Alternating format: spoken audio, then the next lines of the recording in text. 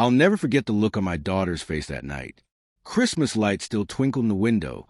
The ham was barely carved, and she leaned across the table, her voice sharp as broken glass, and said, "Dad, I wish you'd just disappear." 13 years of paying their mortgage, fixing their pipes, bailing them out of every damn crisis, and suddenly I was a villain. My own flesh and blood, treating me like a burden. I sat there, 60 years old, holding a check for $6,000 that I thought would bring them joy, and all I got was disgust. And that's when it hit me. Everything I thought was love had been twisted into chains around my neck. She thought she had me cornered, thought she could cut me down with those words. But she had no idea what kind of man she was dealing with. You see, I'd spent decades in courtrooms, staring down liars and cheats. This wasn't the first betrayal I'd tasted.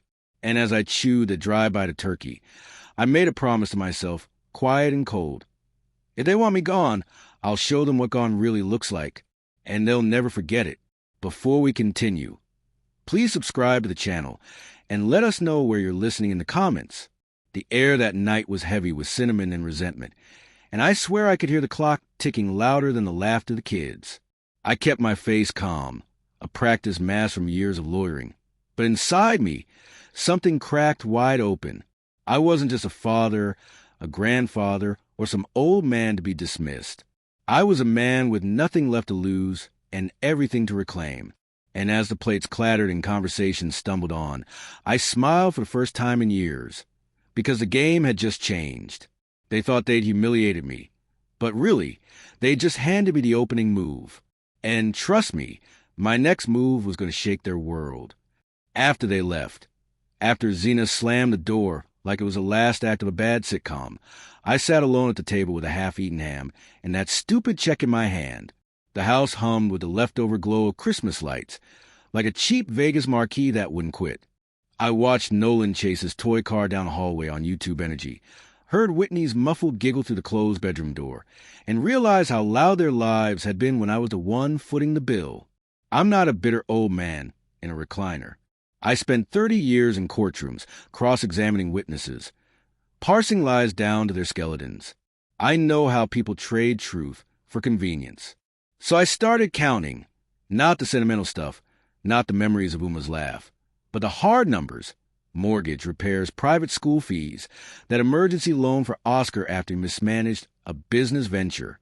I wrote them down on a legal pad like I used to draft briefs. The total stared back at me. $270,000. $270,000, and 13 years of my life folded into their stability. I remembered Uma's hands, how she used to tuck my collar, how she'd whisper, "Don't squander yourself, Preston." Her voice was a compass I'd ignored. That night, Zena's words lodged in me like a splinter. "I wish you'd disappear." Not a request, a verdict. So I made a list, not of revenge, yet, but of options. So, sue, walk away, take control. It felt oddly thrilling, like stepping into a case where every witness was unreliable and every advantage was mine to find. I closed my eyes and pictured the house with a for sale sign out front, or me on a plane heading south with a single suitcase and no more calls at dinner. I stood up, walked to the old cabinet where Uma kept her jewelry, just her costume pieces now, and found, tucked between necklaces, the small brass key she'd given me on our 10th anniversary. I turned it over my palm. The metal was warm. And then I did the thing I'd been avoiding for months. I opened my laptop, pulled up the bank app, and hovered over the button that would change everything. My finger trembled, not with fear, but with the kind of calm that precedes a verdict. I clicked. The morning after, I woke up to silence. No laughter, no clatter of dishes, no Oscar asking if I could spot him a little until payday. Just the hum of the fridge and a January sun bleeding pale light through the blinds. I brewed coffee the way Uma used to, 2 spoons of sugar, no cream, and sat at the kitchen table staring at the legal pad covered in numbers. That pad was no longer just a ledger. It was Exhibit A in the case of Preston versus his own damn family. Around noon, the phone rang. Zena. I let it buzz until the voicemail picked up. Seconds later, another call, then a text. "We need to talk about the house." I could already hear her voice, clipped and accusatory, the same tone she used when she was 16 and blamed me for missing curfew. When I finally picked up, she didn't even bother with hello. "You've made us dependent, Dad," she said flatly. "It's toxic. Oscar, and I need a clean slate. We're thinking of selling the house, moving to Arizona." I felt my jaw tighten. The house I paid for. The roof I replaced after the last hurricane season. 13 years of sweat and sacrifice reduced to a pawn ticket. "Zena," I said, voice low, "do you even know what's been poured into this place? Into you?" Her silence was louder than any argument. I walked to the window, looked out at the snow settling across the yard like an unwelcome guest. And that's when it happened. The shame of being painted as some manipulator, when all I had done was keep them afloat, hardened into something sharper. "Fine," I told her finally. "If you want me gone, you'll get exactly what you asked for, but not in the way you think." I hung up, the dial tone buzzing in my ear like a starting pistol. And for the first time in years, I felt free. I woke up to a single email that felt like a judge's gavel. "Transfer complete, $49,000 received." The world didn't explode. It quietly rearranged itself. I sat there with the confirmation on my phone, the blue banner glowing like evidence under a lamp. For 13 years, I've been the bank, the contractor, the emergency fund. That number put a paper stake through the heart of, they can't afford to lose this house. It bought me a legal foothold, not vengeance, but leverage. I called my old contact, a lawyer named Maria, who used to help me with pro bono cases. She answered on the second ring, voice steady. "You did what?" she asked when I explained. I told her everything. The mortgage payoff, Zena's words, the sense that my generosity had become their entitlement. "Good," she said. "You own it clear. I'll draft a notice. 15 days. Proper service. You want it airtight." Her tone was clinical, the way surgeons speak before they cut. It comforted me. Next, I booked a flight. Mexico, a ridiculous impulse, and also a necessary one. I could hear Uma in my head. "Go see the sun, Preston." So I opened a travel site, picked a one-way, bought a surf lesson for good measure, and added a single suitcase to the cart. The cursor blinked like a metronome. I paid. The confirmation email arrived instantly. Another small, satisfying stamp of finality. Back at the house, I wrote the note. No theatrics, just a typed, brutally clear demand. Vacate within 15 days. Keys left at the bank. Contact blocked. I folded it, placed it on the kitchen island where the ham had been, and slid it under their door like a subpoena. My hands were calm.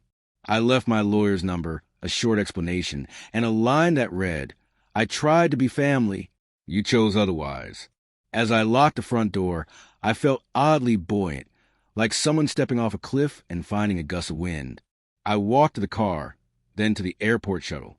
At the gate, I slid my boarding pass out, and the boarding call echoed. Right as I stepped onto the jetway, my phone buzzed. The screen lit up, missed call Zena. Mexico hit me like a warm wave the second I stepped out of the airport. The air was thick with sea salt and frying tortillas, the kind of scent that makes you forget your own name for a second. I dropped my single suitcase in a budget hotel on the edge of Cancun and went straight to the beach, shoes in hand, toes sinking into hot sand. The ocean roared in front of me, endless and untamed. For the first time in years, I didn't feel like the man carrying someone else's mortgage on his back. I felt light. The surf instructor was a kid half my age, dark hair, broad smile. "Senor, you sure?" he asked when I signed up. "This is not easy for first-timers." I actually laughed. "Kid, I've been wiped out harder by family dinners than any wave you got out there. The first time I tried to stand on the board, I ate sand so fast I thought I chipped a tooth. But then, second run, third run, I found my balance. The board cut through the water like a verdict. Salt stung my eyes, my knees wobbled. But when I stood upright, hands out, the whole damn beach blurred. I was flying. I was free. Uma's voice echoed in my head. "Don't squander yourself, Preston." For once, I wasn't. At night, I wandered street markets, Eating tacos so spicy they made my eyes water, sipping tequila that burned in the best way. Maria's email came through. Notice served, legally sound. 15 days ticking. I closed the phone, let the mariachis drown out the worry. The family was scrambling now, I knew it. Probably cursing me in that living room I'd rebuilt twice over. I lifted my glass, alone at a plastic table under Christmas lights strung between palm trees. To disappear on my own terms, I muttered, and then my phone buzzed again. This time, it wasn't Zena. It was Oscar. Oscar's name glowing on my phone screen was almost funny. The man who once begged me for a temporary loan that turned into a permanent sinkhole, now calling me like he suddenly remembered who paid the bills. I let it ring twice, then picked up. His voice came through sharp, already angry. "Preston, what the hell is this? A notice? 15 days? You can't do that to your own daughter." I sipped my beer, the lime biting the rim, and let him rant. Tourists laughed around me, the air thick with grilled corn and guitar chords. "Oscar," I said finally, calm as a judge, "I didn't do this to her. I did it for me." "You're ruining our lives," he barked. "No," I answered. "I just stopped financing them." Silence on the other end, broken only by muffled curses. I almost pitied him, almost. Then I remembered the years he let Zena lean on me while he played at being a dreamer. The time he bought that ridiculous ATV instead of paying off their credit card. My pity evaporated. He tried one more angle. "What about the kids? You'd throw your grandkids out on the street." That one hit deep. Whitney's drawings on the fridge. Nolan's toy car scattered across my office floor. But I also remember their wide eyes watching the adults argue, learning who held power and who crumbled. Better they learn a sharper lesson now than watch me bleed out slowly for another decade. "I'm not throwing anyone out," I said, voice low. "I'm just reclaiming what's mine. You and Zena wanted me gone? Consider it granted." I ended the call before he could spit another excuse. The ocean roared in the distance like applause. I leaned back in a plastic chair, watching shadows flicker from the streetlights. My heart should have been heavy, but instead it felt strangely clean. They were scrambling now, no doubt hurling blame across the kitchen I'd paid for. And that's when I knew this wasn't just a vacation. This was transformation. And when I returned, nothing would be the same. The next morning, I stood on a cliff above Tulum's ruins. The Caribbean spread out below me like a sheet of hammered glass. The guide droned on about Mayan kings and sacrifices, but my mind kept circling back to the word sacrifice. I'd sacrificed everything for Zena and Oscar, thinking it was love. Standing there, with the sun burning my shoulders and iguanas slipping between rocks, I realized I'd been nothing but a currency to them, a steady paycheck with gray hair. Later, I wandered into the ruins alone, ignoring the group's chatter. The stone walls whispered of civilizations that built, ruled, and then vanished. There was something cleansing about it. Power claimed, power lost, power rebuilt. I pressed my palm against the hot limestone and thought, this is what disappearing looks like. You leave something solid behind, but you're gone, untouchable. At night, the hotel bar filled with music. A band played old Eagles covers, and for the first time in years, I let myself hum along. I remembered singing Hotel California, with Uma in the car, her hair blowing across her face, both of us laughing at the wrong lyrics. The memory didn't ache like it used to. It felt like a lantern in my chest, lighting the way forward. I checked my phone once. 5 missed calls, 3 voicemails, all from Zena. I didn't listen. Not yet. I pictured her pacing, voice sharp, Oscar sulking in the background. The kids confused. They thought I'd cave. They thought the old man would soften, the way he always did. Instead, I ordered another round, clinked glasses with a stranger, and let the tequila burn. The mariachi horns cut through the night, triumphant, almost mocking. I leaned back, smiling, and whispered to no one in particular, "This time, I'm not coming back the same man." And that's exactly when I saw the message notification light up with just 3 words. "We're leaving tomorrow." I stared at those 3 words on my phone. "We're leaving tomorrow," until the screen dimmed. At first, I thought it was a bluff, some melodramatic ploy to scare me back into line. But something about the tone, short, clipped final, made me sit up straighter. I walked out to the balcony of my hotel room, the ocean black under a slice of moonlight, and let the wind whip at me. If they were leaving, it wasn't a retreat. It was an escape. And they wanted me to know it. For years, I had been their safety net. The irony? By cutting me off, they were cutting the rope they'd been dangling from. I pictured Oscar frantically packing, Xena barking orders, the kids shoved into the back seat with their toys and blankets. Arizona, she'd said, a fresh start. But you can't build a fresh start on debts and resentment. You just drag the rot with you. I scrolled down to the rest of the message. A second bubble appeared after first, almost like an afterthought. Don't bother calling. I laughed out loud, the sound startling even me. Don't bother calling? As if I'd been the one chasing them down all these years. As if my phone hadn't been a hotline for their emergencies, their disasters, their endless needs.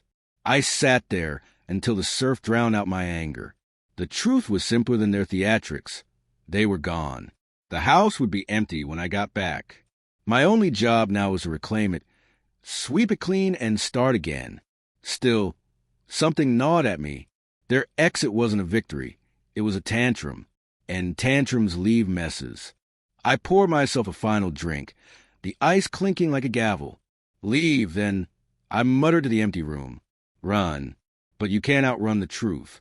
And in the quiet after that, I realized, tomorrow I'd be stepping off the plane not as a tired old man, but as the rightful owner walking back into his kingdom.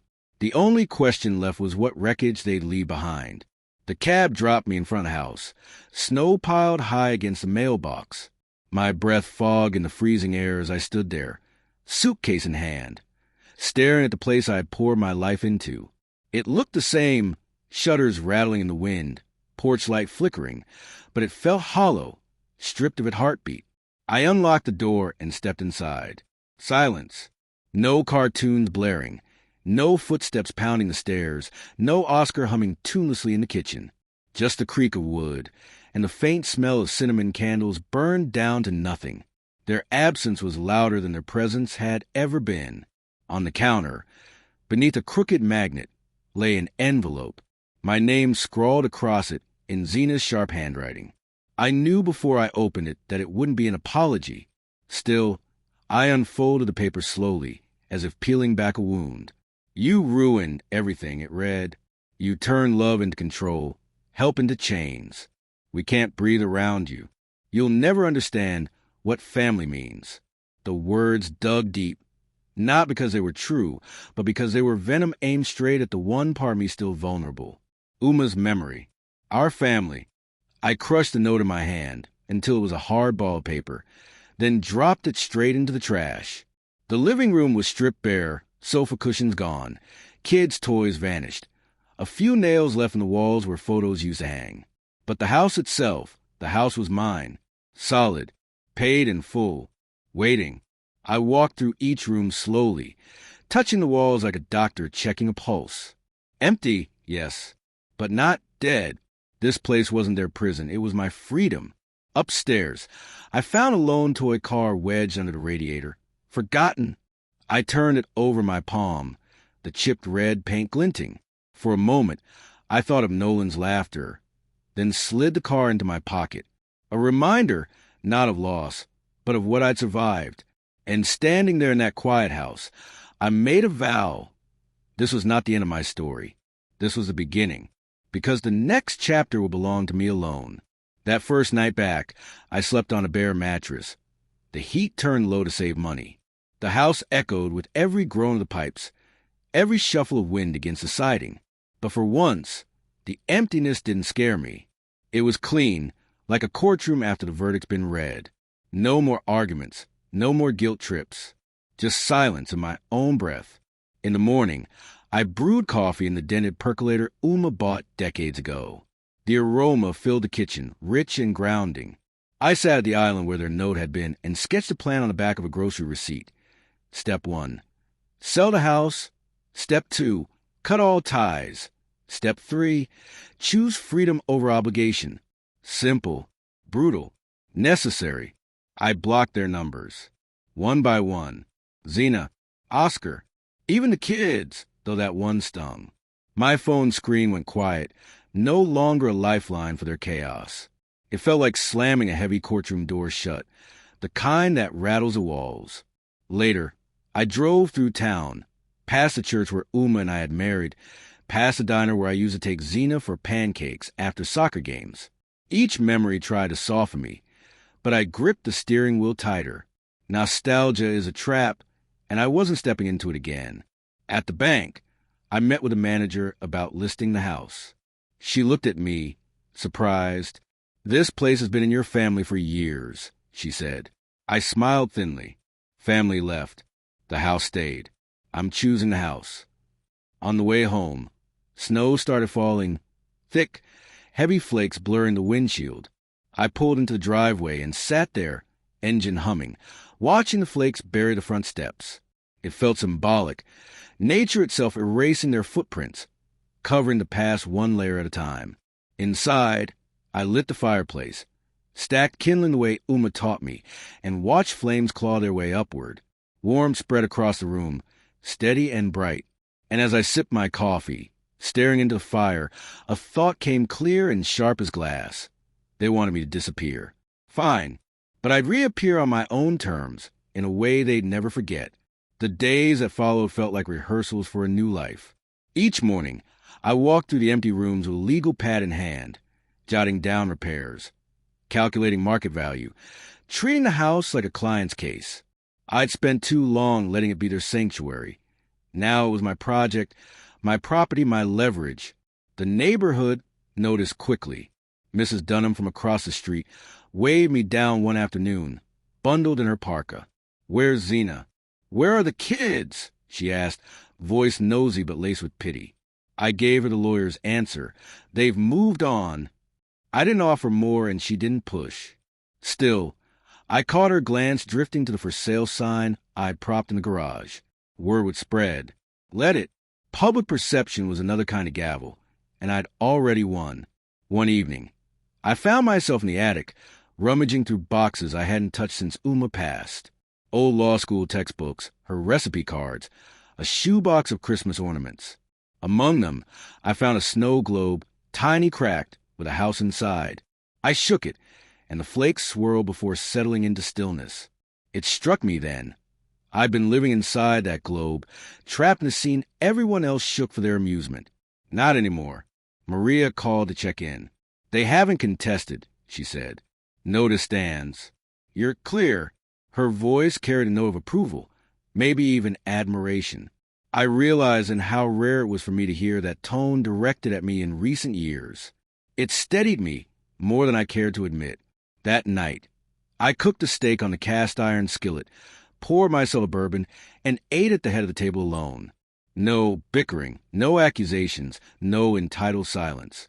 Just a crackle of fat and the clink of my glass. It was almost celebratory. But as I leaned back, the snow globe still on the table beside me, I felt the weight of something unspoken. Victory wasn't enough. Not yet, because true justice doesn't come quietly. It arrives in a way the guilty can never ignore. It was a week before Christmas when the call came in. Zena. I could almost hear her breathing through the phone before she even spoke. The second I picked up, she launched into it. "I don't know what you're trying to prove, Dad, but you're hurting the kids. They miss their home." "They..." "Zena," I interrupted, calm as always. "You made your choice. You wanted out. I'm just respecting that decision." There was a long pause. "You're being cruel. You're not even trying to understand." "Actually, I understand perfectly," I said, my voice low but firm. "I understand that you're angry because you've never had to stand on your own.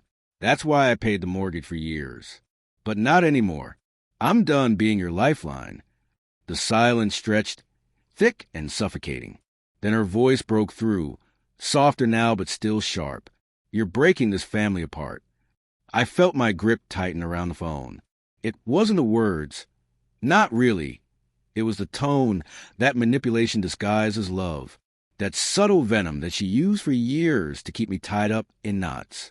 "You're right about one thing," I said slowly. This family is broken.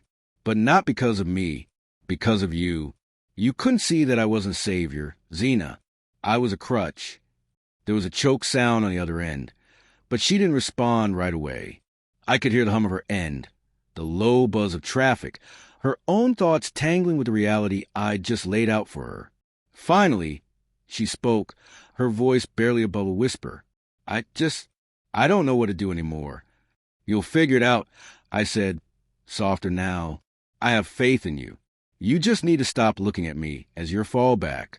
You're not entitled to my sacrifice anymore. I've given you enough. And then, for the first time in years, I ended the call. I put my phone down, and for a moment, the weight of the silence felt like a reward. The air in the house was still, almost sacred. No phone calls. No texts. Just the creak of old wood and the crackle of the fire. I stared at the snow outside. It wasn't enough to let them go. It had never been about them. It was about me claiming my own space, my own future. And in that moment, I finally felt that freedom take root. No more guilt. No more manipulation. I was the one who called the shots now. And they couldn't take that from me. Christmas came and went with strange, quiet grace. The house felt heavier without the usual chaos. No kids tearing through presents, no forced cheer at the dinner table. It was just me, the old furniture, and the constant hum of winter outside. A few well-meaning neighbors dropped by with cookies or cards, but I never let them stay long. I wasn't ready for their pity, and I wasn't about to apologize for what I had done. Zena tried a few more times to call, to text, each message carrying a little more desperation. The kids are heartbroken. Oscar's going crazy without you here. But I ignored every one of them. Her words were just noise now, a hollow echo that bounced off the walls of a house that had nothing left to give. I knew they were scrambling. I knew they were trying to figure out how to keep their hands in my pockets, how to keep me tied to their web of excuses. But I had already moved past them, past their drama, their endless need. One night, I sat at the kitchen table, staring at the papers Maria had drawn up for the house sale. I had set the price high, higher than I'd expected, but not because I was trying to gouge anyone. I wanted to make sure they understood something. This was my final transaction with them. They couldn't have their easy way anymore. As I sipped my whiskey, my gaze shifted to the mantel. The space was empty now. The photos of Uma and the kids gone, replaced by nothing but a few stray dust particles caught in the light. I realized that for the first time in ages, I was no longer carrying the weight of anyone else's expectations. It was liberating. I picked up the phone, but this time it wasn't to check messages. It was to make the call that had been lingering in the back of my mind for days. I dialed the real estate agent's number, my thumb steady as I pressed call. When she answered, I gave her the go-ahead to list the house officially. The ink on the papers would dry by the end of the week, and once that happened, there would be no going back. This is it. I muttered to myself, the words feeling final. No more holding on to the past. Time to move forward. I set the phone down, and for the first time in months, I felt the knot in my chest loosen. There was no turning back now. The house would be sold. The ties would be severed. And I was finally free. As the snow continued to fall outside, I smiled.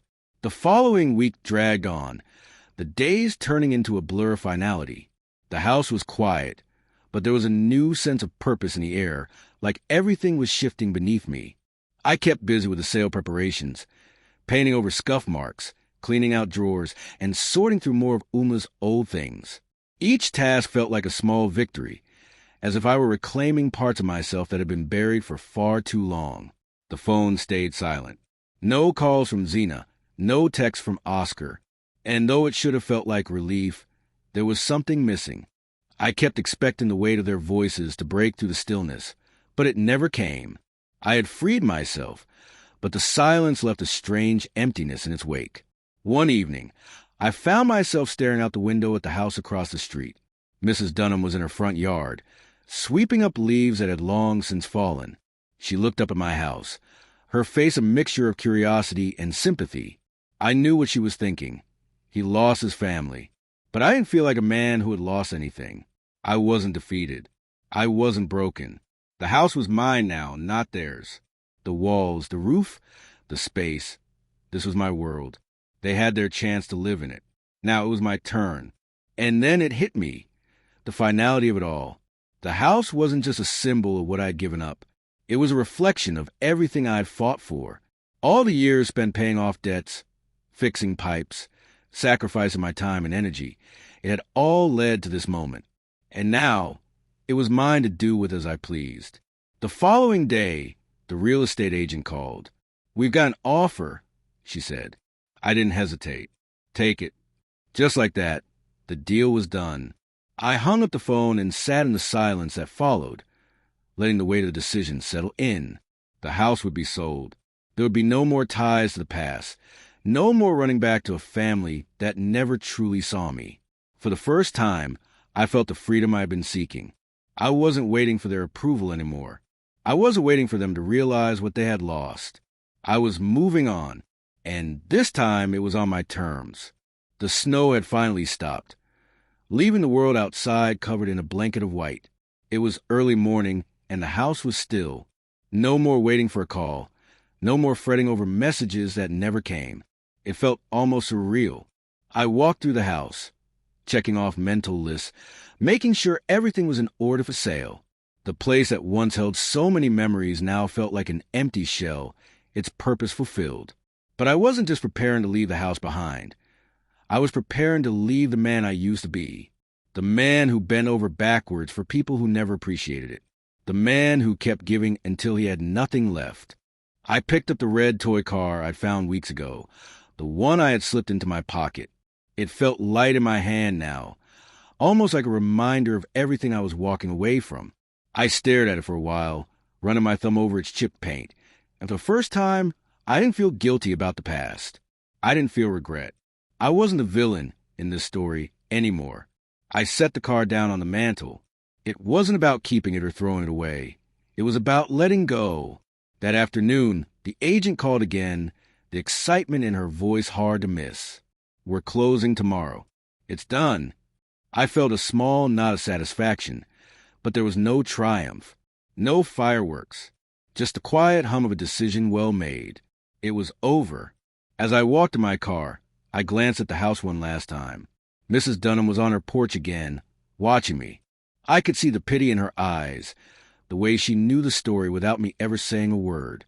She wasn't the only one who'd been watching. I'd seen the way people reacted to the old man who'd sacrificed his life for others. They thought they knew the story, too. But what they didn't know was that I'd finally learned how to live for myself. I wasn't the man who had everything stolen from him anymore. I was the man who took back control. I started the car and drove away, the house receding into the rear-view mirror. I wasn't looking back anymore. The future was wide open. If you like this story, please like this video. Subscribe to the channel and share your impressions of this story in the comments. To listen to the next story, click on the box on the right.